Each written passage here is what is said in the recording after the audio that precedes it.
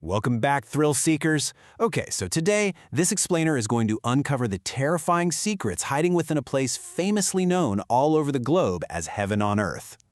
We've all heard Kashmir praised for its breathtaking landscapes, pristine lakes, and snow-capped mountains, right? But daredevils, ghostbusters, are you actually prepared for what lurks in its dark underbelly? Today, we're turning completely away from the daylight and peering straight into the shadows. Now, ancient Persian poetry and historical texts describe this region as a literal paradise. They depict it as a perfectly serene retreat designed for emperors. But listen, today we are going to completely shatter that tranquil facade. There's a quote from our sources that says, "Since there are two sides to a coin, Kashmir also has two sides, one beautiful and the other gory." And that literally sets the stage for our journey. We're ditching the daytime beauty to explore some truly bizarre, honestly chilling, nighttime phenomena that locals swear are absolutely real. Part 1. Cursed Highways and Bizarre Encounters. Our descent into darkness starts right out in the open, on the everyday streets of Kashmir. Picture this. You're driving down the Jammu-Srinagar highway near the Pari Mahal tunnel. Locals literally call this stretch Huni Nala. Suddenly, you see a woman in a black sari carrying a baby. Our sources warn that if you refuse her a ride, she curses you to crash. Insane, right? Or how about Abdullah Jin's house in Srinagar? Trespass there and an unseen entity will violently chuck your shoes out the door and make you severely sick. Add in the flickering lights at an abandoned house in Boda Kadal, or the ghostly apparitions that show up strictly between 1 a.m. and 3 a.m. at the Udhampur Army Quarters? Yeah, nowhere feels completely safe. And it's not just the cities. Let's head into the wilderness. The forests of Gurez look like an absolute dream for hikers, but locals talk about a very peculiar, haunted tree hiding deep in the woods. The legend? If you dare touch this tree on a new moon day, an evil spirit violently possesses you, bringing on a severe, mysterious sickness. Definitely not your average hiking hazard. Moving on to echoes of tragic history. Because, honestly, the horror here isn't just in ancient myths or highway ghost stories. Some of these locations are deeply scarred by real, bloody events that left heavy, lingering psychic wounds on the land itself. Take the Gulmarg Church, for example. It is this perfect atmospheric juxtaposition.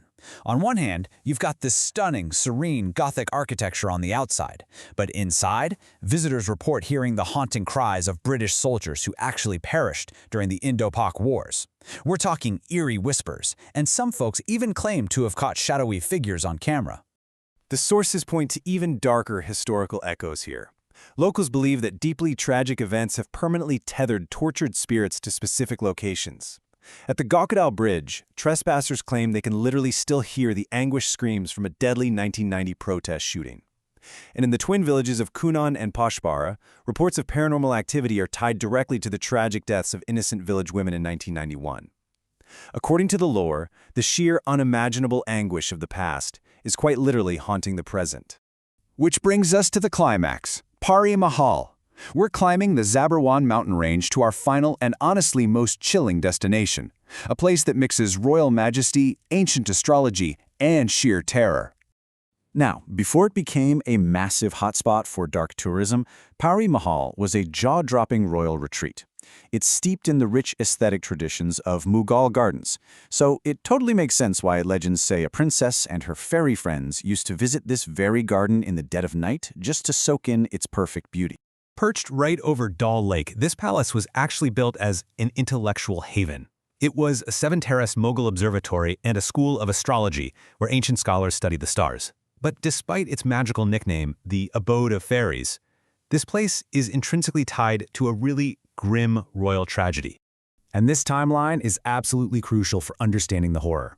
Back in 1640, the brilliant prince Dara Shikoh built Pari Mahal. He was a major scholar and patron of the arts. In 1657, he even commissioned the translation of the Hindu Upanishads into Persian.